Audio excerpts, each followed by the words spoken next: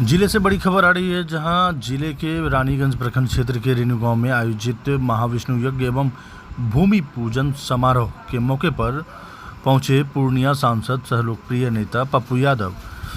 लोगों के संबोधन में क्या कुछ कहा, देखिए एक रिपोर्ट। हम धीरे धीरे क्या किए,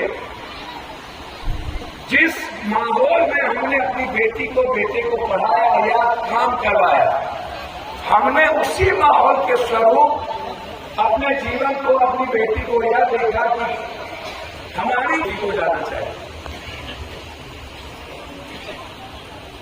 तो लोगों ने कहा ये तो जाति का आधार हो गया। नहीं, अब एक साधारण सी बात मैं इसके बीच में आपको कह रहा हूं। कृष्ण की ने इसकी प्रामाणिकता दी, नहीं विज्ञान ने कहा, ना ही किसी आध्यात्मिक दर्शन गुरु ने कहा। यदि मैं शिव से ही शुरू करता हूं और आता हूं शिव के ठीक, जिसने साधना भी दी, संगीत भी दिया, खरवेद भी दिया, आयुर्वेद भी दिया, जीवन जीने की सारी पद्धतियां दी, हमें तांत्रिक साधना भी दिए, हमें एक खूबसूरत मानव बनने का शिव ने एक बड़ा रास्ता दिया, बड़ा विचार दिया। और वहीं से हम धीरे धीरे मानव जीवन के निर्माण में प्रगति करते चले गए। यदि हम वहां की भी कल्पना करें, तब भी या 1,25,000 वर्ष पहले जब चिंपांजी और बंदर के बाद हमारा आकार में हम प्रगति की ओर बढ़ते गए, तो हम धीरे धीरे पहले हमारा जो बिल्कुल सेंसेबल जीवन था, हम जिस आकार में थे, फिर हम जिस रूप में आए। तो यदि मैं उस बैग को भी जाता हूं तो हमारा ब्लड एक होता है। जाति कब आई?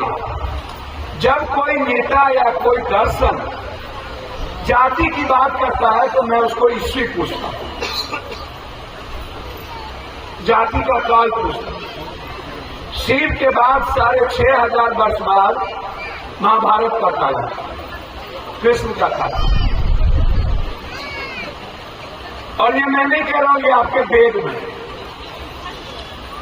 133वां पेज के बाद आप पढ़िए अपने वेद को। मैं यदि वेद में ही जाऊं, जो कि मुझे बहुत इंटरेस्ट बहुत सारी चीजों में नहीं है, यदि वेद का भी अवलोकन करूं मैं, तो मुझको लगता है कि हमको उस वेद को भी मान लेना चाहिए, स्वीकार कर लेना चाहिए कि खंड काल क्या था। और यदि हम कृष्ण के काल में आते हैं, जो काल कर्म का था, और वहीं से यदि मैं युधिष्ठिर की बात करूं, यदि मैं अर्जुन की बात करूं, यदि मैं सहदेव की बात करूं, यदि मैं नकुल की बात करूं, भीम की बात करूं, तो युधिष्ठिर की जो पात्रता थी, जिसको कृष्ण ने पात्र के रूप में चयन किया, उसकी पात्रता थी ब्रह्मो जानति ब्रह्मम।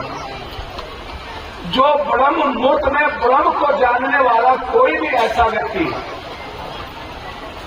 जो दुनिया के निर्माण करने वाले जो महासंभूति थे, ईष्ट थे, उनको आम आदमी के जीवन में उस भाव को, उस दर्शन को ले जाने वाले को कहा गया ब्रह्म। ब्रह्मो जानति ब्रह्मम। और उसी 5 भाइयों में अर्जुन को क्षत्रियता का एक स्वरूप दिया गया। कृष्ण के सारथी के पीछे एक क्षत्रियता का स्वरूप था, जिसे अर्जुन की पात्रता के रूप में चयन की गई। एक ही समय 5 भाई, कोई शूद्र थे, कोई वैश्य थे, जो दुनिया की संरचनाओं में जिसकी भूमिका सबसे ज्यादा थी वैश्य था, तो उसको वैश्य का आधार दिया गया। और जो खेती करने वाले लोग थे, उसको शूद्र का आधार दिया गया। और जो लड़ने वाले लोग थे, उसको बिल्कुल क्षत्रिय का आधार दिया गया। तो जाति कभी भी खून के आधार पर की विवेचना नहीं हुई, कर्म के आधार पर विवेचना। लोहार